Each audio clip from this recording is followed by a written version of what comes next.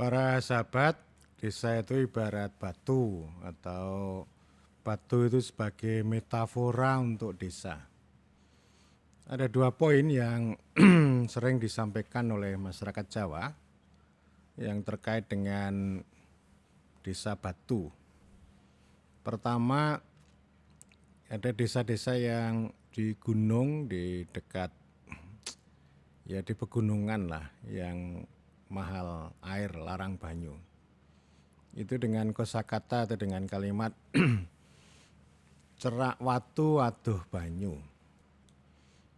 Batu dekat dengan batu, jauh dari air. Ini sebuah metafora untuk menggambarkan desa-desa yang kering, desa yang di pegunungan. Ini para teman di desa di Gunung Kidul itu kerap saya dengar mengatakan kami ini cerak watu ning adoh banyu.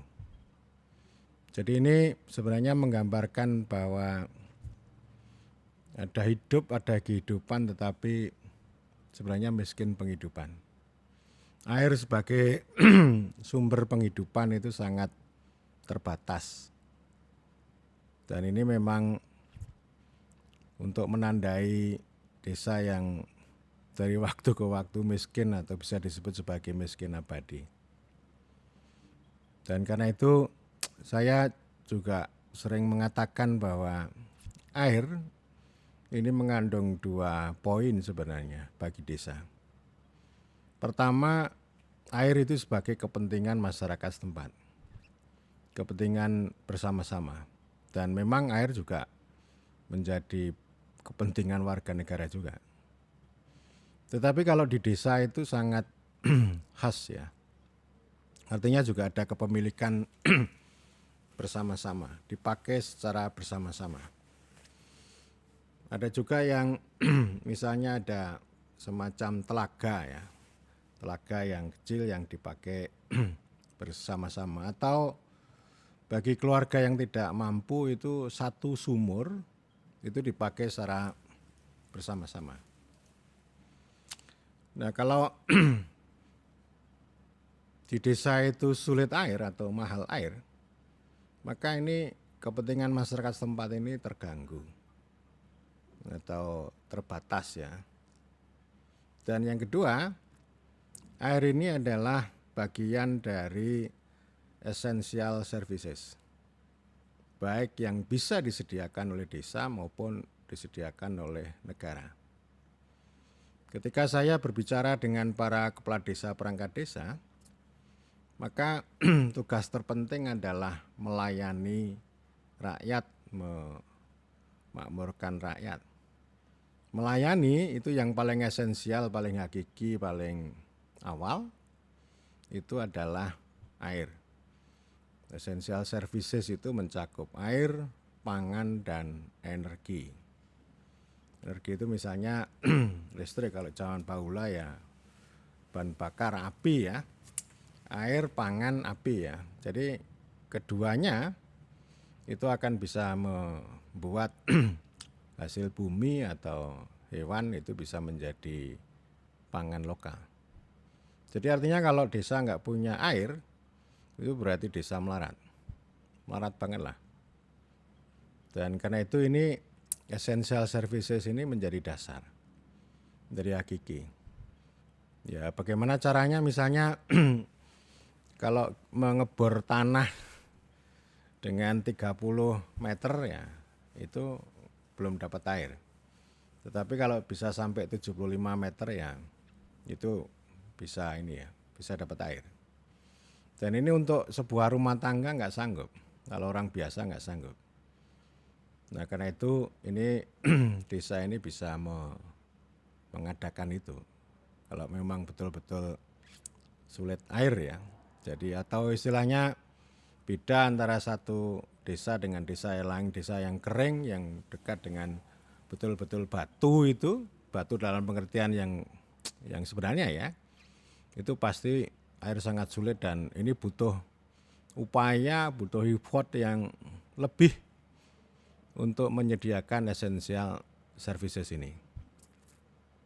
Demikian juga kalau saya berkunjung ke berbagai tempat, entah itu di Supiori di Papua atau kemarin di Fak-Fak ya. Ya, saya katakan air ini ya. Air jadi masalah. Itu ada kantor desa, sampingnya ada beberapa ruang, tidak ada air. Padahal di belakangnya itu melimpah air. Ada sumber air dari gunung, sementara di depannya itu laut Samudra Pasifik. Sangat dekat dengan air itu. Tetapi air itu tidak sampai ke kantor desa, ke toilet. Jadi kalau kita mau punya hajat itu sangat susah. Jadi sesuatu yang esensial itu tidak dijalankan. Sehingga kita sering terjebak kalau bicara pelayanan ya pelayanan administratif. Surat menyurat. Itu saya sebut pelayanan administratif.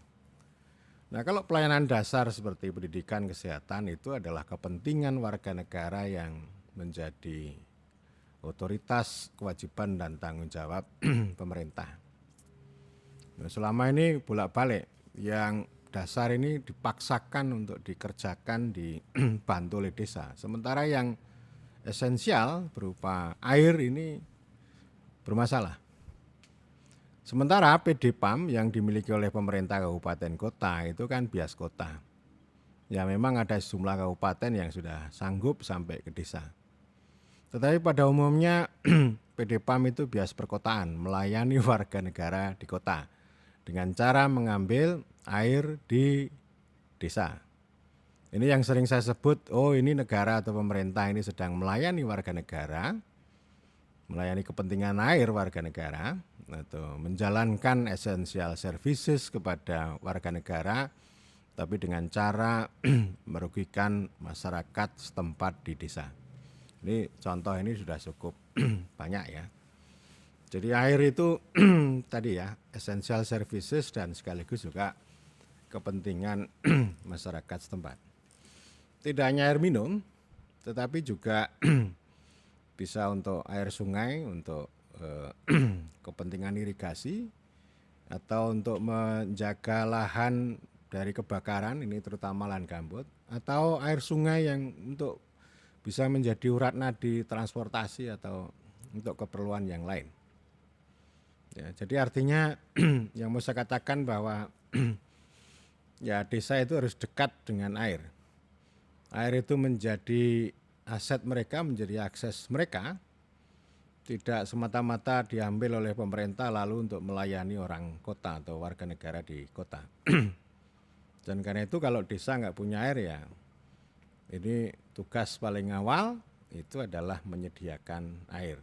Kalau desa tidak sanggup ya berarti negara atau pemerintah yang memberikan layanan sesuai dengan prinsip subsidiaritas. Masalah lokal diselesaikan di lokal, kalau tidak selesai ditarik ke atas.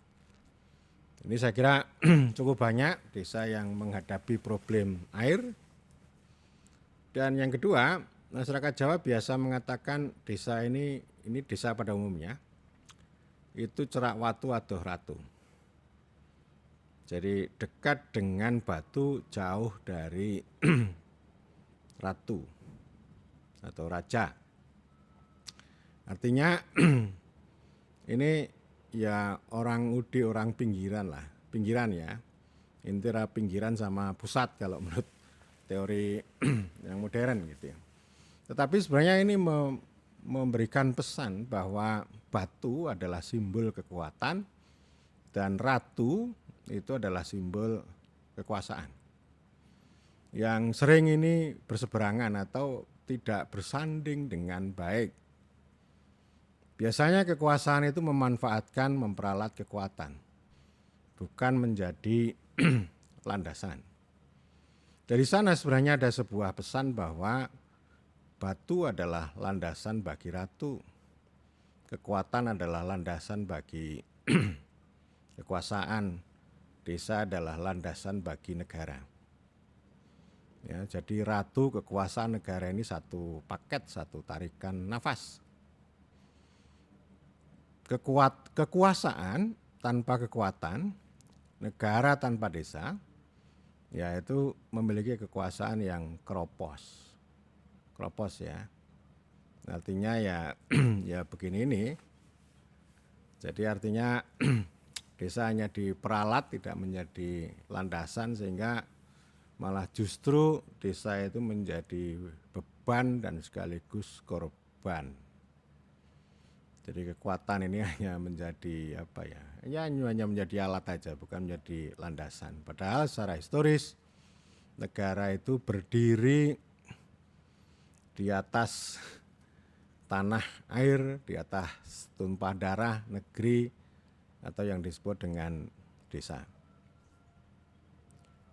Sebaliknya, kekuatan tanpa kekuasaan yaitu hanya berputar-putar saja, hanya mengalami involusi, tidak bisa membuat perubahan yang besar. Ya artinya panggah involusi ya. Desa itu mengalami involusi karena dia tidak punya kekuasaan. Punya kekuatan tapi tidak punya kekuasaan. Ini sama seperti yang disampaikan oleh Michael Lipton tentang urban bias. Dia tidak melihat soal kelas jelata, jelita atau bourgeois, proletar seperti yang dibuat oleh Karl Marx, tetapi dia melihat ini ada ketimpangan antara kota dan desa. Ya kota itu adalah kekuasaan, modal dan negara, sementara desa itu ya tadi punya kekuatan, punya aset, tetapi tidak punya modal. Kekuasaannya nggak punya, dia cuma punya kekuatan. Salah satu kekuatan yang dimiliki desa adalah ya orang banyak itu, atau komunitas, termasuk gotong royong dan saya kira ada banyak. Padahal para pendiri bangsa kita itu mengambil tradisi dan nilai dari desa. Entah itu solidaritas, gotong royong, musyawarah dan sebagainya yang sebenarnya itu menjadi landasan atau menjadi batu landasan bagi negara. Sekaligus juga negara ini berdiri di hamparan desa gitu ya. Nah ini problem yang sangat serius ya. Jadi artinya negara ini ya selalu memandang desa ini bukan sebagai landasan, bukan sebagai batu landasan dan sebagai batu penjuru, melainkan sebagai batu loncatan dan batu sandungan. Desa itu adalah musuh bagi negara dan negara sekaligus juga memperalat. Jadi ini negara itu punya kekuasaan tapi tidak punya kekuatan yang mengakar. Banyak kebijakan, banyak agenda dari negara yang masuk ke desa tetapi itu ya sifatnya memperalat. Jadi tidak membuat landasan ini menjadi lebih kuat. Atau para kepala desa mengatakan kami ini hanya menjadi petugas negara. Wujudnya apa? Ya kepala kantor, mandor proyek maupun bahkan kasir.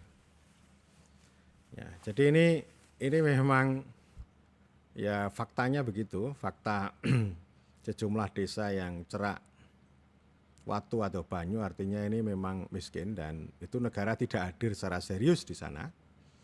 Kekuasaan negara tidak sampai ke sana.